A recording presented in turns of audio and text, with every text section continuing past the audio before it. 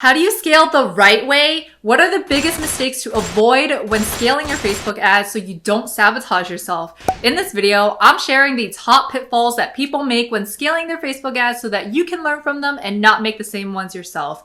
Now, before we get started, all I ask is that you hit that thumbs up button because these videos do take a really long time to make, and if you get any value from this video at all, just hit that like button. It costs nothing, but it really means a lot to me considering how much time I spend making these videos for you guys.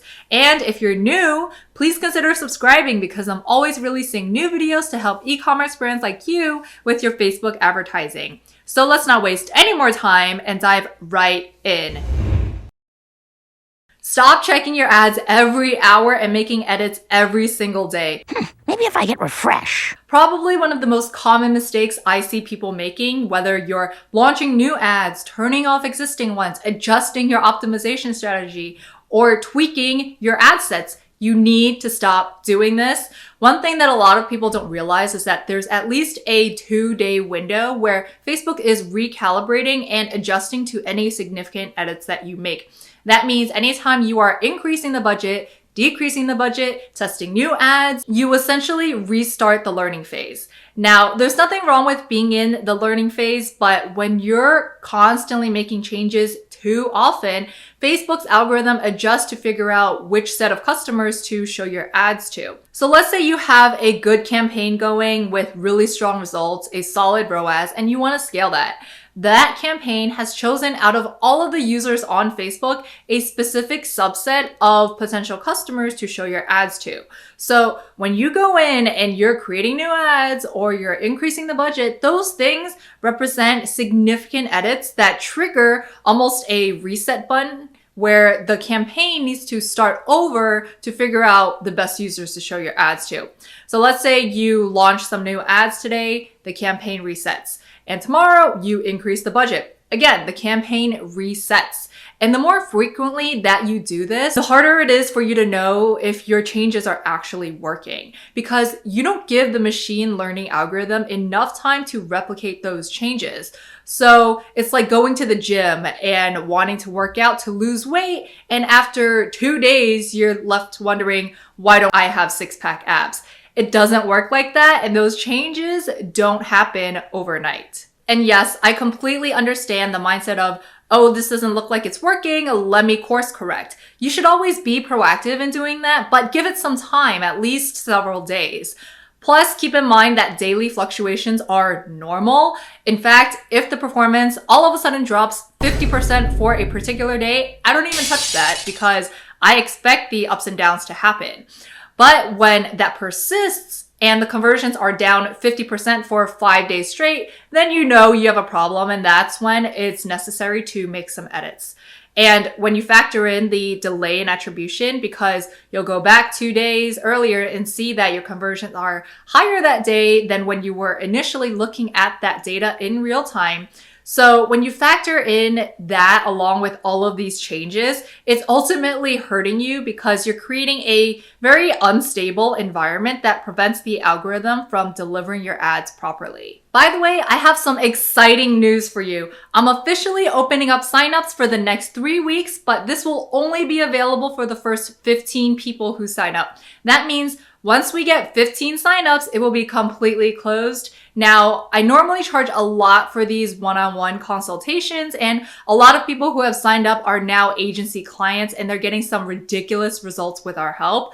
So if you're an e-commerce brand and you're doing at least $20,000 in monthly sales from your store, and this is something you're interested in, just click the link in the description box below to book a call with me because I can't wait to help you scale to your next sales goals. I know it gets exciting when your campaigns are performing well and you're getting sales and you want to keep that momentum going. And trust me, I've been in this situation before where you just want to keep pumping up ad spend. But please, if you're spending $200 a day on a campaign, do not double that to $400 and expect to get the same results. It simply doesn't work that way. This rule applies whether you're editing the campaign or ad set budget directly or you're duplicating a winning campaign or ad set and increasing the budget for your new campaign or ad set. Small incremental increases work best. Anytime you rush and try to take shortcuts or try to get results faster, it never works out. And this is true for Facebook ads, and it's also true for anything else in life. I always recommend no more than 10 to 20% budget increases on a given day, or whatever amount is reasonable, because 20% of $20 is only $4. So scaling that to $24 won't really do much. So to me, a reasonable increase there would be $25, $30, or maybe even $40 if your ROAS on your winning ad set can sustain it.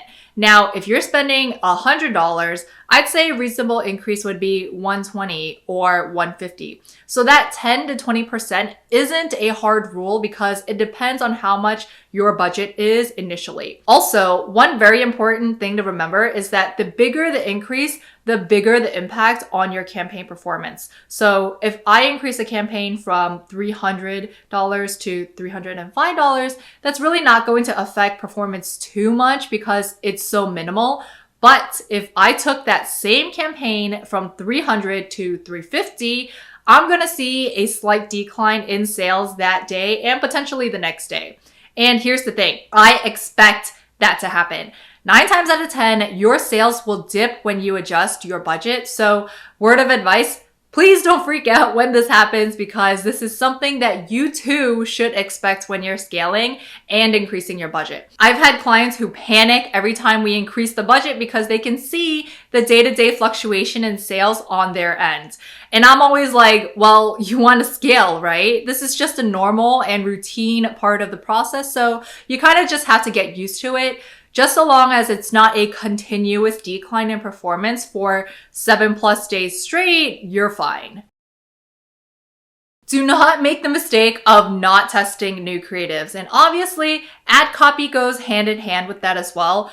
When you're scaling, your ads are going to be shown to the same people a number of times, because the way ads work is we need to see the same ads a few times before we make the decision to buy something. Unless you're very impulsive, in which case you see an ad for a brand new product one time and you decide to buy it right then and there. That's rare, and typically it takes at least 2 to 3 impressions from a brand to convert someone into a customer. So when you're scaling, your ads are going to be hitting the same group of people more often, and the time span in which they see your ads 2 or 3 times can be a week or less. So you need to be refreshing your ad creatives and your content periodically. How often you do this depends on how much you're spending and how big your market is. A large spend and small market means you need to be constantly changing your content at least once a month minimum. With a small spend and a large market, you can probably get away with running the same creatives for months. I've definitely seen that happen. Turning off your ad sets prematurely. This goes hand in hand with point number 1 and is just as bad of an offense, if not worse. Whether you're testing at new creatives, ad sets, or campaigns, you should always allow them to run for a minimum of 3 to 4 days before making any hard decisions. I don't care what your budget is, whether you're spending $20 a day or $1,000 a day, let it run for at least 3 days. You need to take into account the daily fluctuations that come with running Facebook ads. Some days may be better, some days may be worse. Because let's say you launched a new campaign and within 2 days of it being active, it was unprofitable. So you start to worry and think that the campaign is maybe not targeting the right audience, your creatives aren't that great, or for whatever reason, it just has less than optimal initial conditions. So you decide to turn it off on the second day because you think, oh, this campaign looks like a loser. Let me just turn it off so I don't lose any more money. But in reality, that campaign was actually getting you results and you just weren't seeing it in the reporting due to timing. So then on the third day, you take a look at that campaign and what do you know? It turns out that it has a great ROAS. But when you look closely, you notice that it's turned off.